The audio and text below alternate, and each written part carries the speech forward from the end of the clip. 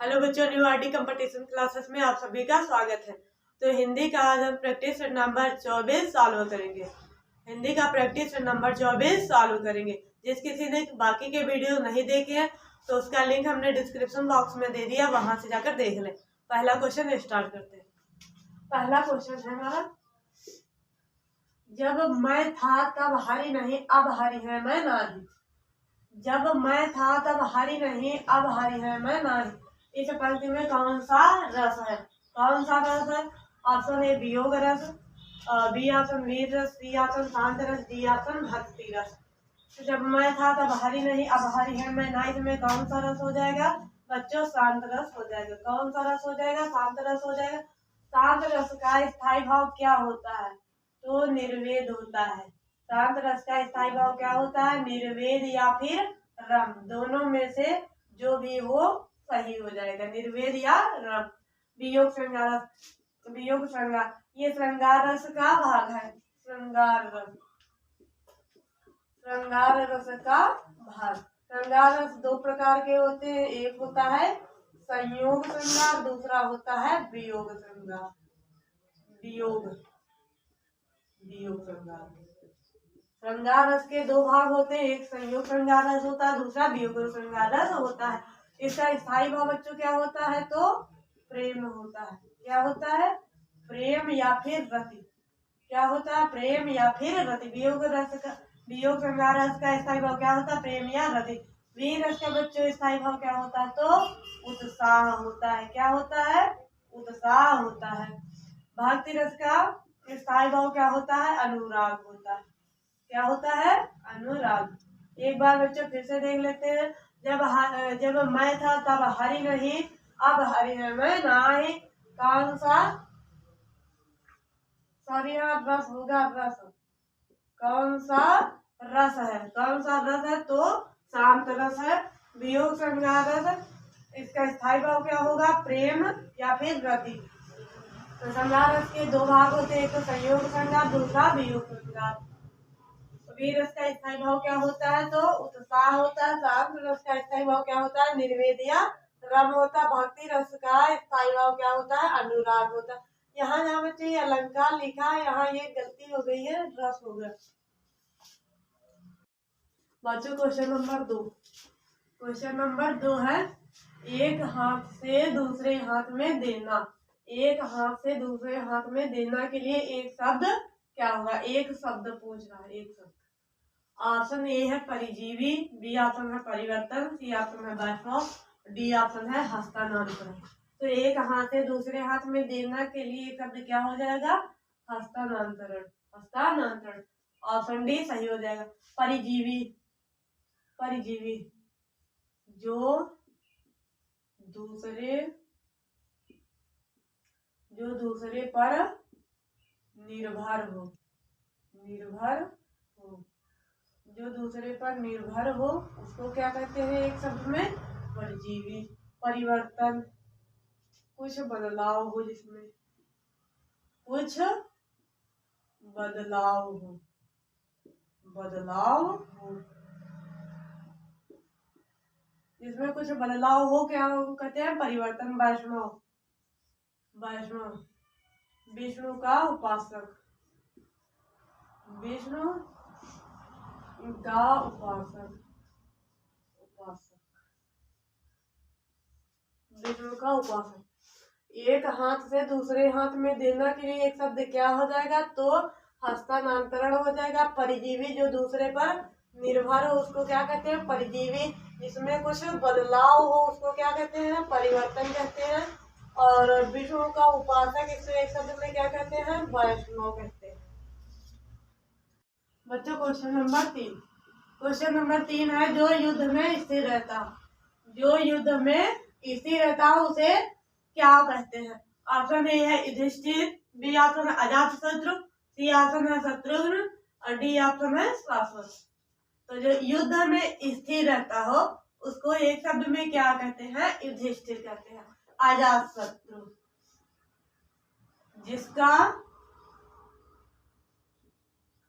जिसका कोई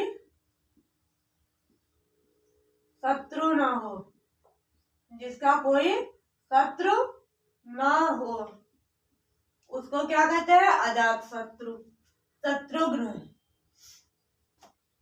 शत्रु,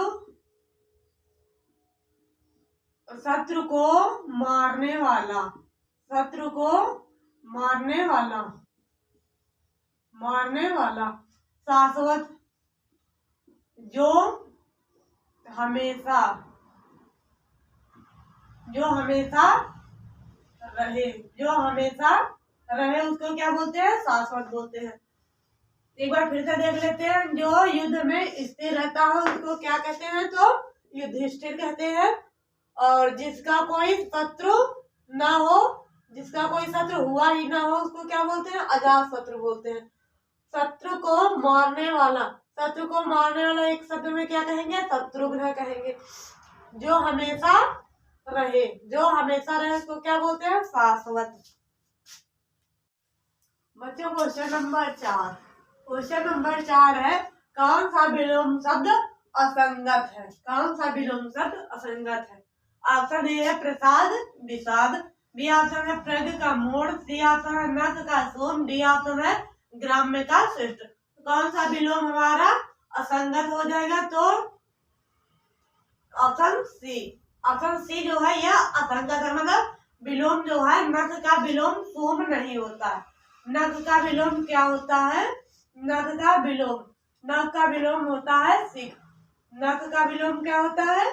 सिख होता है। और सोम का विलोम क्या होता है? सोम। सोम का विलोम होता है दाता। सोम का विलोम क्या होता है? दाता।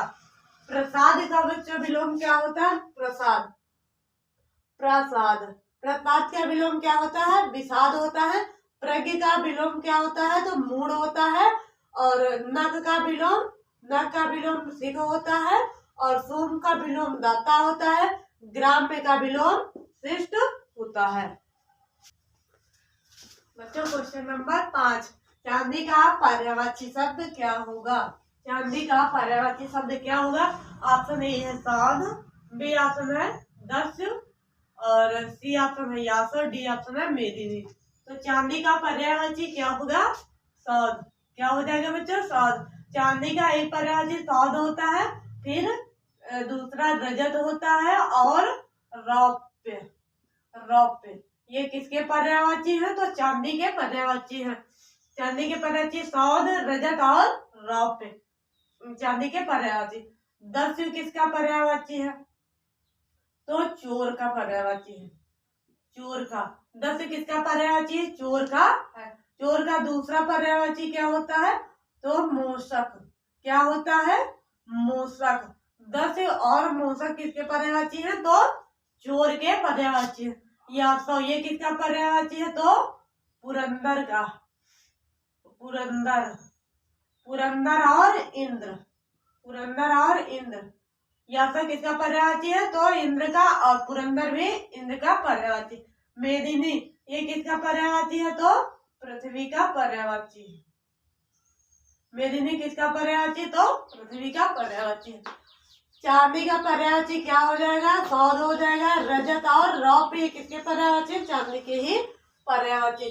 दस्य और मोषक किसके पर्यायवाची है? तो चोर के पर्यायवाची है। यासव और पुरंदर किसके पर्यायवाची है? तो इंद्र के पर्यायवाची है। मेदिनी ये किसका पर्यायवाची? तो पृथ्वी का पर्यायवाची है।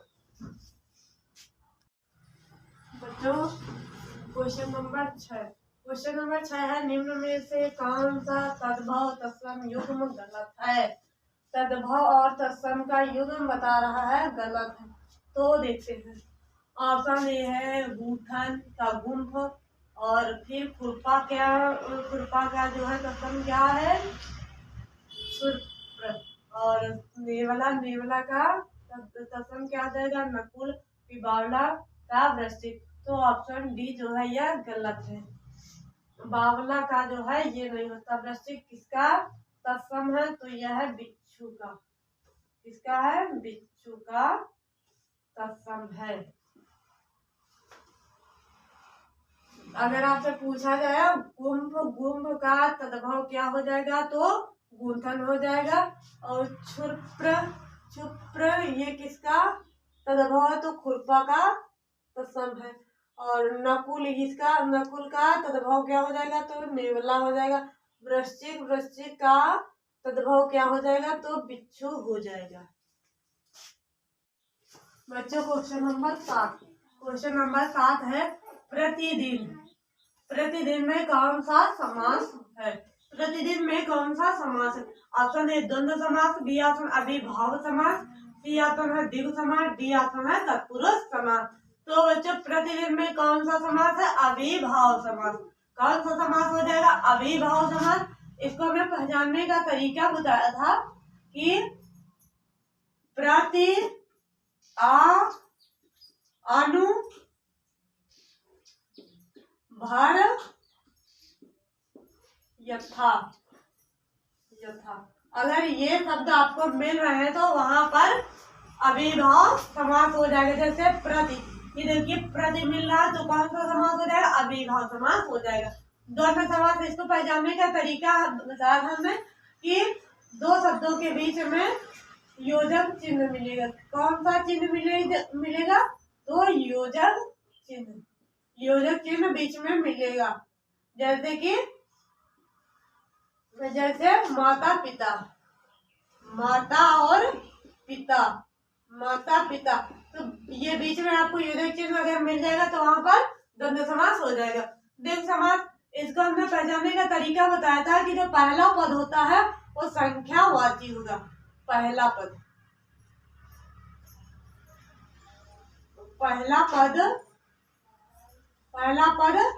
संख्यावाची।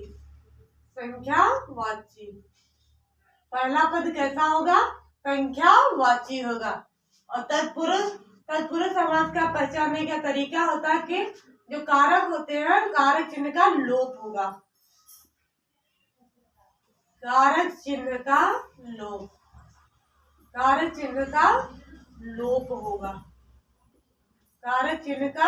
लोप होगा। एक बार फिर से देख लेते हैं प्रतिदिन में कौन सा समास है।